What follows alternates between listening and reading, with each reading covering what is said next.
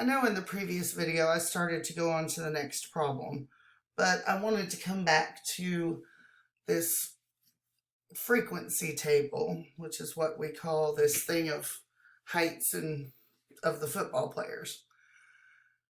This is how we know this is an outcome of a probability experiment. These probabilities are not all the same, right? The probability that we pick someone who is 68 inches tall is 1 over 116. However, the probability we pick someone on the football team who's 71 inches tall is 13 over 116. So those numbers are clearly not the same, which means that the probabilities are not all equally likely. So now let's move on to this shark attack problem here. You'll have to pardon me, I like to put shark attacks in my notes because I'm a scuba diver.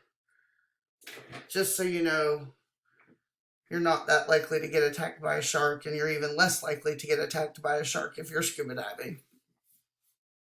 All right, but let's talk about this problem in relation to probability. 50 shark attacks were reported in the United States in 2019.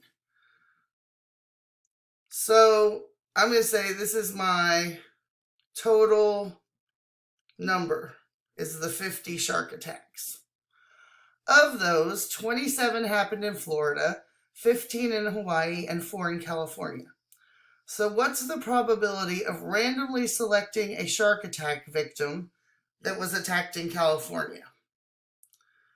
So the probability of, we'll call it CA for getting attacked in California. CA is the postal code for it. Is the number of attacks that happened in California, which is 4, over the total number of shark attacks in the US, which is 50. And if we do the division in our calculator, we get 0.08.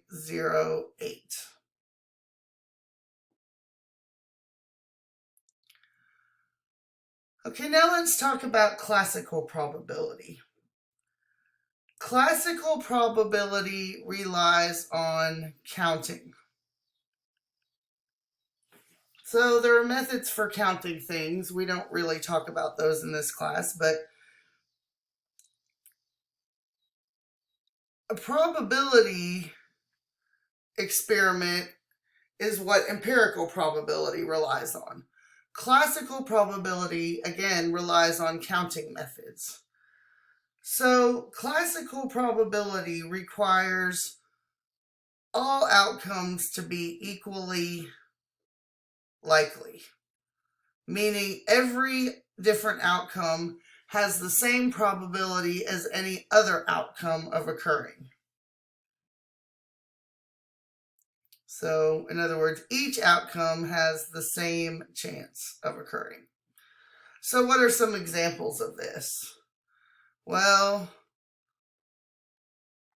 rolling a die, picking a card out of a deck,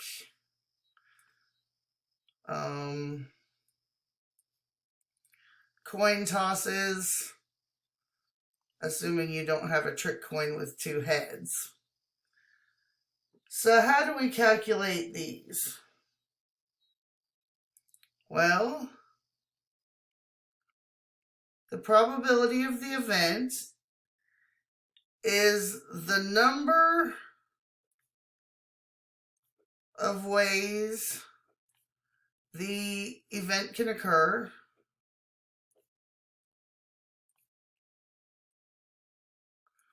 and we divide that by the total number of possible outcomes.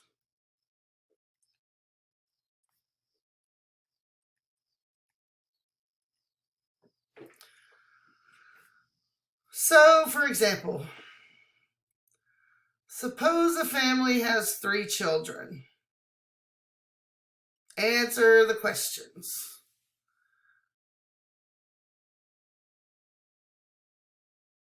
So we're going to use a tree diagram to create a sample space, and we're going to call the sample space S. And the sample space is going to be sex of the children. So male or female. So what happens? For the first kid, we could have a boy or we could have a girl. For the second kid, number 2, we'll call it. If the first kid was a boy, that doesn't matter. The second kid could still be a boy or a girl. And the same thing if the first kid was a girl. Okay, then we have the third kid. So number 3. Number 3. Number 3.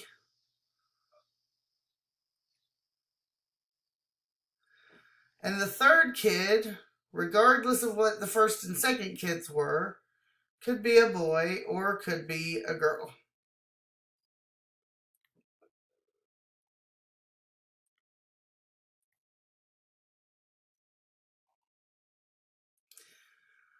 So if you count on the end,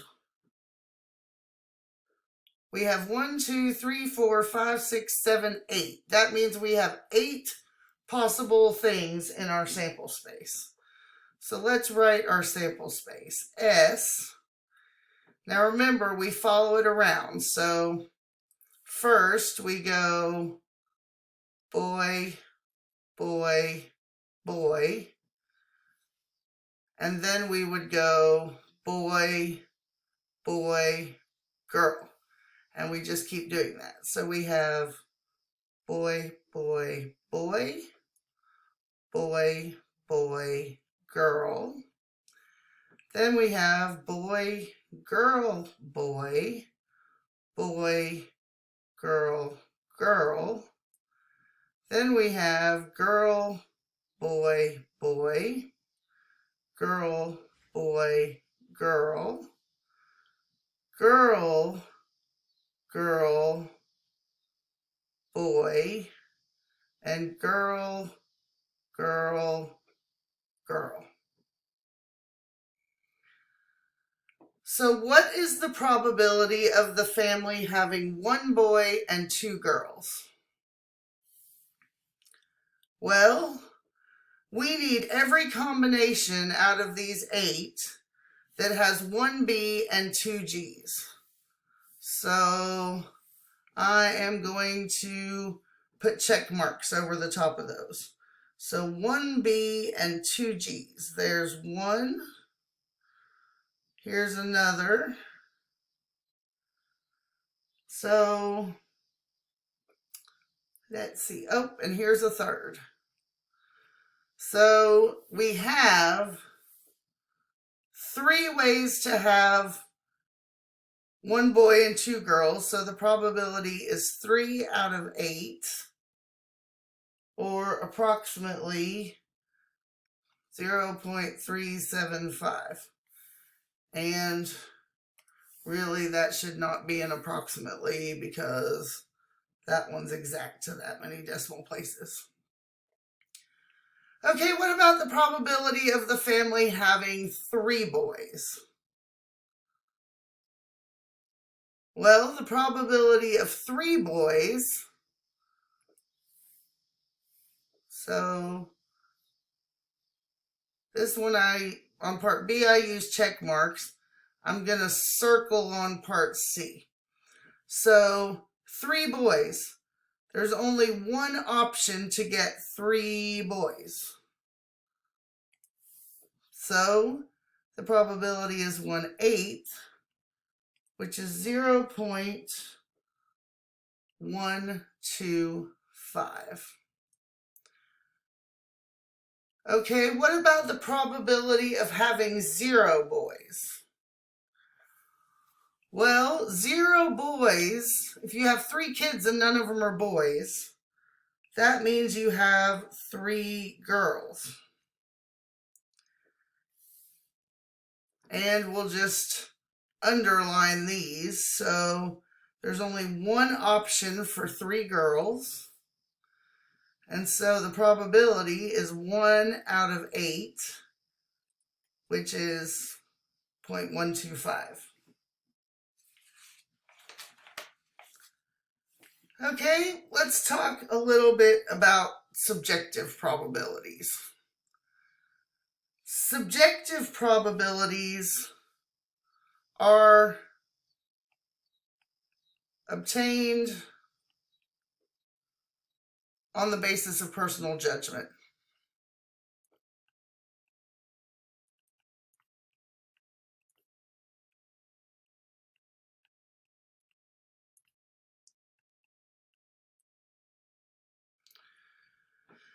So I could say, I think there's a 70% probability that it's going to rain tomorrow. Now, if I said that, we should probably not listen to that probability because I don't know anything about meteorology, right? However, we can rely on subjective probabilities that are judgment calls made by an expert in the field when it's impossible to conduct an experiment. So I think weather is probably one of the best ways to think about subjective probability. You know, you watch the weather and they say, oh, there's a 70% chance of rain tomorrow. Well, not necessarily, but that's their best guess made by experts in meteorology. So some examples of probability are that are subjective are economics, like whether or not we're going to have a recession, sports, you know, when they say this team has a certain percent chance of winning, as I just said, the weather.